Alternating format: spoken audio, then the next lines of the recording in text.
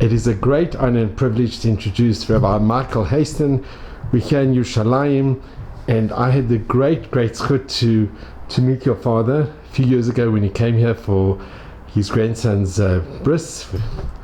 And I've read the books and I've listened to the interviews, and in my opinion, he's one of the greatest modern day Jewish heroes.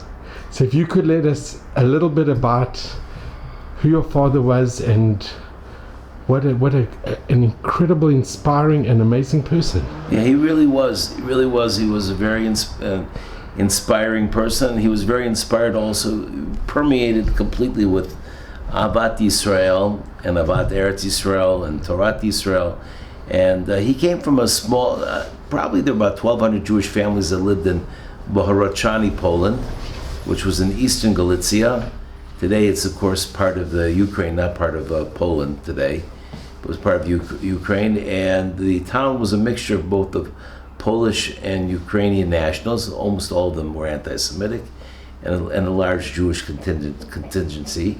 And my father came from a family, and his mother's side came from a family, the Halpern family. They were very famous as a family of scholars and merchants for hundreds of years. They'd probably been there, they came from Germany sometime in the 15th century. And they were there for hundreds of years. They had a local tavern. They were involved in the timber business also, and there was an uncle that was in the oil business. Anyway, make a long story short, my grandfather, Alav Hashalom, believed Hitler every word that he was going to wipe out the Jews. And right 2 weeks prior to the German invasion was Operation Barbarossa, where they attacked Russia. Our family had left 2 weeks, and they were constantly 2 weeks ahead of the German front. And my grandfather had tremendous foresight. He was a horse whisperer. He could speak to the horses, and he took another family with him. And every night he would say to the horses, "Today we have to go 20 kilometers, 30 kilometers. The evil ones, the Rishoyim, are behind us, and they want to kill us. So you have to take us another 30 kilometers." And finally, they went fairly far deep into Ukraine. And then tragically, they had to part from the horses. They had to sell the horses, and everybody cried. The horses cried. Our family cried. And they bought train tickets to Tashkent, in the middle of Russia.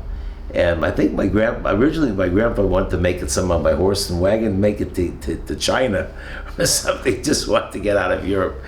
And anyway, they had marvelous, difficult adventures, but they managed to stay alive in Stalinist Russia. My father joined the Free Polish Army. Always my grandfather was saying he was a Polish citizen. He wanted to be repatriated after the war, after the Germans would be defeated. He wanted to be repatriated back to Poland. But my father joined. In order to avoid the draft, he said he was 17. He was actually 19. And after Stalingrad, my grandparents allowed him to join the Free Polish Army, which is under Russian military authority. So he joined the Free Polish Army in 1943 or beginning of 43. And my father excelled in engineering, and so he had a truck, and he learned the different how to put up pontoon bridges. And he became a sergeant major in the Free Polish Army. Spoke perfect Russian, perfect Ukrainian, perfect German, of course Yiddish and Hebrew, nothing to talk about. And so he became indispensable to the Russian engineering corps, even though he was a member of the Free Polish Army. Lo and behold, they were operating in the Lublin theater in the middle of 1944, and my father hears about the horrific concentration camp at Majdanek that liquidated the Lubliner Jewry, the finest, the oldest, most important centers. So my father breaks into the camp. He had an armored vehicle, and they broke into the camp. And my father said, that was the lowest level of Ganem that could possibly exist. The gas chambers were still hot, the crematoria. the ones that survived, there were only a few thousand people survived, maybe even less than, maybe a couple thousand. But my father spoke to them in Yiddish, and he said that you're befreit, you're freed now. And they asked my father, Elia Novi, are you, what are you, the Mashiach, Elia Novi? My father spoke to him in Yiddish. He said the Kriya Shema with them, and then he got them food, most important thing, of course. People have been living on rancid potato peels for years. And my father said you had to feed people very slowly that they wouldn't die of toxic shock. And my father said he held people on his lap that were 6 feet tall, that weighed, 40 kilo, 30 kilos, 75 pounds, nothing. And so it was horrific. It was just hell on earth. You can't imagine how horrible it was. But he said after that, he said he always lived Gan Eden. He was always, he said, I saw Ganem, I lived Gan Eden with your mother. And he got them rations, and people afterwards, they said, who freed you? And they said, well, there was a kind of a short Jewish soldier. There was a Gingy. They had like 4 or 5 guns hanging from him that spoke to us in Yiddish. And the same thing happened in January of 45, when they liberated Auschwitz. Is that the people, they wouldn't open the doors to the concentration camp. They thought that the Germans are coming back to finish them off. So they had to, my father brought his armored truck in, and he put a metal plate against the barracks door, and he was shouting in Yiddish, we're from the Polish army, and we're here to free you. And we spoke to them in Yiddish. They opened the doors. He said again, Ganem, it was Ganem. But he said the Russians were very kind, and my father, he worked all the time on rations and getting the doctors and the nurses and the Polish. They said the Russian doctors and the Russian nurses were very kind to the inmates. My father also said, interestingly, afterwards, they all told him that they were Jewish. He said the Jewish doctors, the Jewish Russian doctors, they hid their Jewishness during the time of Stalin, but they were Jewish, and they had tremendous compassion and sympathy. And then the Russians made a big deal out of it. They were taking propaganda films the entire time to show for us how horrible the Third Reich was, how horrible fascism was. But then he met his parents. There was a whole thing. They had been coming back from Russia, and then my father was in Poland. Now my father met up with them and had clothing for them and food for them. It was also an amazing story. I think they met in Lodz. In Lodz is where they actually met. First they went to a place called Wlocław on the western Polish border. Then I think they met actually at Lodz. And there was a whole question of where they should go to. Should they start over again in Poland or get away? But finally, there were pogroms in Poland after the war, and they were coming. My grandpa says, we're not spending another night in Poland. So whatever little bit of money they had, and they had, maybe the gold from the gold teeth there, and a little bit of gold, and maybe some things they captured from the Germans, they managed to bribe a Polish official to let them go to Czechoslovakia, and then eventually to Austria, where they're in a DP camp. My father became very active in the Irgun, and became my grandpa was always a revisionist. He was an Orthodox Jew, of course, but he was a revisionist, very strong revisionist, and great follower of Jabotinsky, and they were very great Zionists. So my father joined the Irgun Tzvai Leumi in 1948. He trained with them in 1947. Then he made his way to France, and the famous arms ship, munition ship, the Alta Lena, which was purchased by Ben Hecht, the great screenwriter from Hollywood. Alta Lena, of course, was the pen name of Jabotinsky, right? It was Zev Jabotinsky that our family were like Hasidim of Jabotinsky. And that Israel would only be won with great sacrifice, and probably without too much compromise with the Arabs also. And so my father joined the Alta Lena, and my father came to Israel, and they got off of the Kfar Yona, and then they got, just north of around Netanya, and then they went south to Tel Aviv Harbor to be able. They wanted to, of course, the whole fight about who would get the munitions. I think that Mar Begin wanted 10% of the munitions to go for the Irgun defenders of the Rova Yehudi, the Jewish quarter in the Ir Atika. And the rest is history. That tragically the elements of the Haganah fired on the ship and blew it up, and Ben Gurion didn't have very nice things to say about the people of Alta Lena. but my father always held him responsible for the death of 17 survivors. Brashastavsky, the legendary captain of the Alta Lena, died in my father's arms. They had to throw Menachem Begin into the Tel Aviv harbor because he wanted to go down with the ship. And it was a terrible story. But looking back, is that the most remarkable thing that the Civil War didn't break out. My father then went to Machel, Mitnavet Chutz La'aretz. He became a member of the Israeli Defense Forces, and I have all his medals and so on and so forth. Also promoted to the rank of a captain. He was wounded at he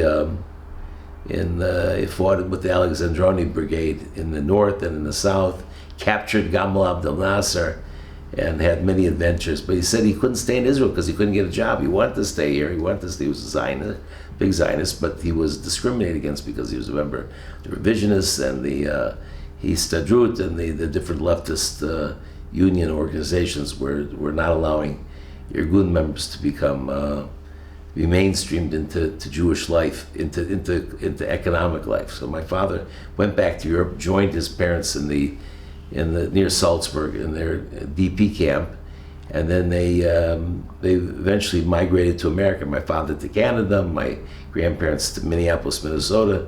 They made friends with my mother's family, and they made a shidduch between my father and my mother. My mother was an American girl growing up in America, and so they fell in love. And then my mother went to Montreal, and they got married by the Tosha Rebbe. My father eventually migrated back to America with my mother.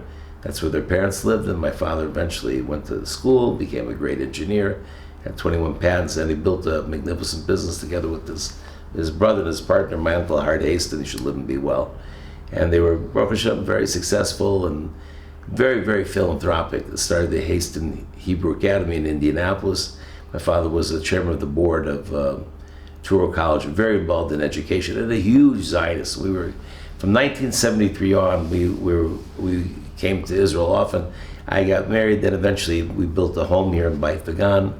My father and I, our family all lived in, and he's a great Zionist. And he's buried in Israel. He's buried in Ra'anana. He passed away, it was like Mordechai Yehudi, passed away on Moshe Rabbeinu's Yortzeit. He actually died in Gimel, but his Yortzeit, that was the day that we actually buried him, was Zion Adar. And my father's buried in Ra'anana in the traditional section there. My father loved Israel, invested heavily in Israel. We're still heavily invested here in different projects we're doing, and of course heavily in real estate. A great lover of Zion, great lover of the Jewish people, as is my mother. She shouldn't be well. She's an elderly woman today. And my uncle Hart, very, very strong Zionist, and fighting for Israel for as long as I can remember. As a matter of fact, in the 1967 war, my father was so scared of another Holocaust that he traveled to Chicago. He was the top designer and chief designer and engineer for General Mills, the famous cereal makers and food manufacturers. And my father said, "Listen, I've got to do something important." He went to the Israeli embassy. He said, "I fought in the '48 war, and I can still hold the gun.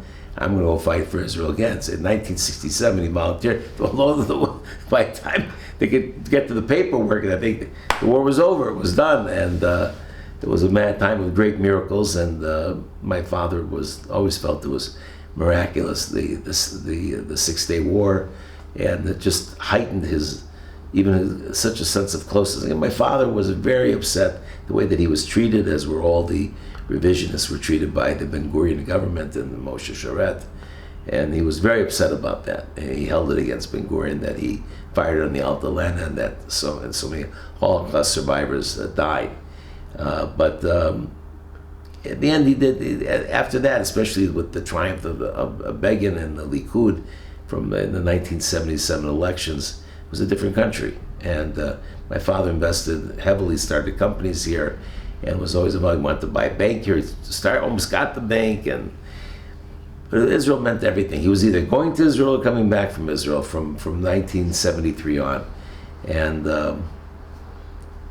he loved the land of Israel. He loved the Jewish people. He loved everything about Jewish history and anything to do with Judaism, and he devoted his life to Jewish education and general education. My father believed heavily in education, and he was became very friendly with Dr. Bernard Lander, already from the 80s on, and my father's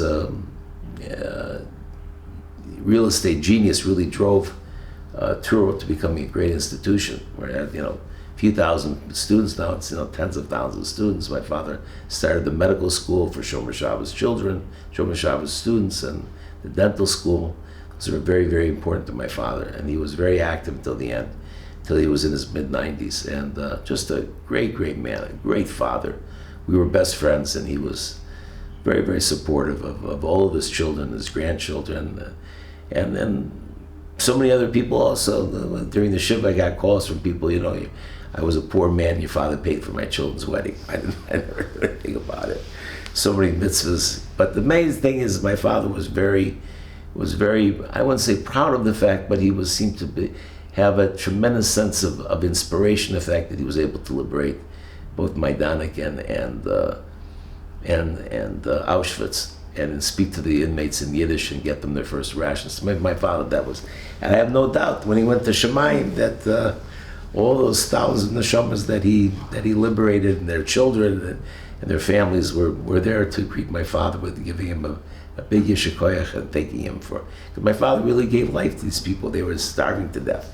They might have gotten help in other ways too, but he really facilitated it in speaking so many languages, how he organized. He said he felt if that went back, it was more than his family, more than anything, more than Truro, more than anything, his greatest sense of accomplishment was be able to help the survivors, the moments after liberation, to make sure that they could survive further and have productive lives. He said it was very, very grueling, but it gave him a sense of great accomplishment, and he thanked Hashem every day. My father, the last year of his life, my father was already, was very weak, but he would cry and thank Hashem for saving him in situation after situation, during the war and after the war in Israel, getting wounded and recovering, and said Hashem was with me every single second. I never can forget it. So he was a great man, great man. He was a confidant of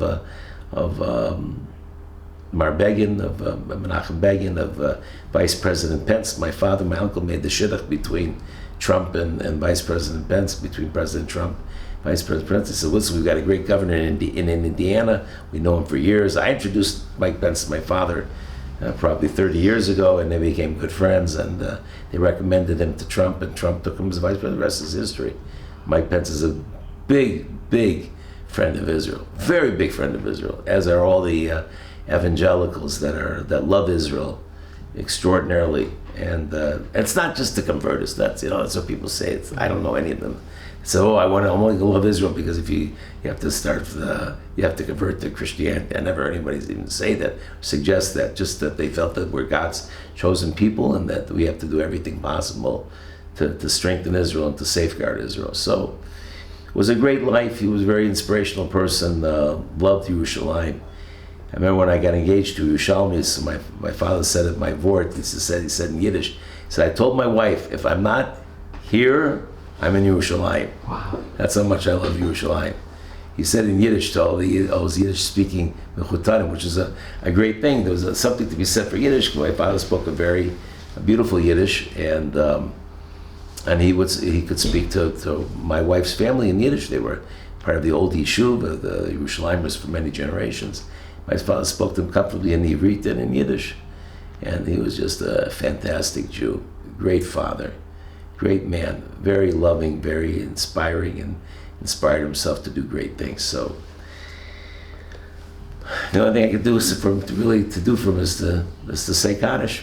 That's all. So I said Kaddish is, during Corona it's not so easy, so I made up the Kaddish for him, and that's how Dr. Glassman and I became friends. We went to the same minyan, and we said it together. We said it together. We stood near each other and said Kaddish together. I just stopped saying, said, okay, that's enough tashlum and that's enough makeup Kaddish.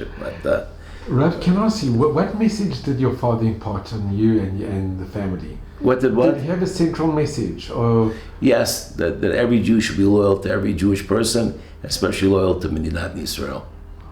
Very important to love Medinat Yisrael. No matter whatever type of Zionist you are, even if you're the Turk Artnik, you have to love Medinat Yisrael. You can be against political philosophy, you can live your life the way you are, but You have to love the land of Israel. You have to love the land of Israel, and you have to love the Jewish people, uncompromisingly from that standpoint. That was his message, and that's the way he lived his life. If you could show the picture of your grandparents. Yeah, sure. And I think one of the most amazing thing about your grandmother is that she kept kashrut all the years. Oh yeah, she kept kashrut during the World War, and she kept Shabbat as much as possible during World War II. She was fighting all the time for Yiddishkeit in the family. It was very difficult, and people were pushing everything aside because of the situation. But she was steadfast, and she wrote a beautiful calendar. She kept the calendar, and they baked matzahs, and they did they were here in Alma, this little Bavarf in a little Russian town that had factories, and they were baking matzahs and trying to keep Shabbos. They would daven Rosh and Yom Kippur. They kept the lookout. They got a shofar. It's unbelievable. It was very hard to maintain Jewish life during World War II, but she did it. And she lived till over 100. She lived to be 102 years, maybe 104. We were very close. I know Yiddish because of my parents. Yiddish was their secret language. But she taught me Yiddish. She taught me Yiddish, and I didn't know I could speak Yiddish. And I went to yeshiva, and I could speak to the older European Rabbi in Yiddish. And I came to Eretz Yisrael, I could speak to the Yerushalmi Yidden in Yiddish. They were like, "Whoa, this guy from Indiana can speak Yiddish." I said, they asked me how is that possible. So I had a grandmother that spoke to me in Yiddish, only Yiddish. She insisted I learn Yiddish, and I was arguing with her over and over again. What a mistake! I love to speak Yiddish. I speak Glassman Yiddish and Hungarian and Hasidic Yiddish, but my favorite is Yerushalmi Yiddish, which has a very distinct flavor to it and has a special ring to it. Can I ask, one of the reasons why she lived till such she had the zchut to live till over 100 is that your grandparents, did everything to help any Yid. Anything to help another Yid, yeah. There's no question. We definitely attribute the Arichas Yomim that my Bobby had to her uncompromising ways of helping Jews in the most amazing ways, hiding them from the NKVD and fighting for Yiddishkeit every inch of the way with great clever. And she was also scholarly. She had private malamdim in Europe that taught her. She spoke Yiddish. She got very along with my wife's aunts. They spoke in Yiddish together. You have a Jew from Eretz Yisrael and a Jew from Galicia, and they understood each other perfectly. It was something about Yiddish was really the language of Ashkenazic Jews for thousands of years, maybe at least for 1,000 years, and they spoke to each other in Yiddish. So it was a remarkable thing. I just want to thank you. I'm just going to come for 1 pleasure. second. So, Rav, this has been for me the greatest honor and privilege to meet you and to read the most remarkable story about your father and your father's brother, two heroes that there are no words because they were fearless. They were fearless. But as partners, they created and. Oh, wonderful. They are such an inspiration to us all. Right. I just want to mention your father, not only was he involved with organizing for Cheerios, for Pringles, right, and straw. Right. That in alone would make him so well known and famous, but it was what he did during the war and what he did here for Eretz Yisrael that was his greatest, and his family was his greatest joy. Absolutely. Very good. Thank Rob, you so much. Thank you so much. Thank you so much. I cannot pleasure. thank you enough. Thank you. It's a pleasure. Thank you. And you should just have Mazel Bracha and Amen. Thank wow, you. Thank you really so come much. from an most amazing, and you've continued the legacy. Not really, but thank you.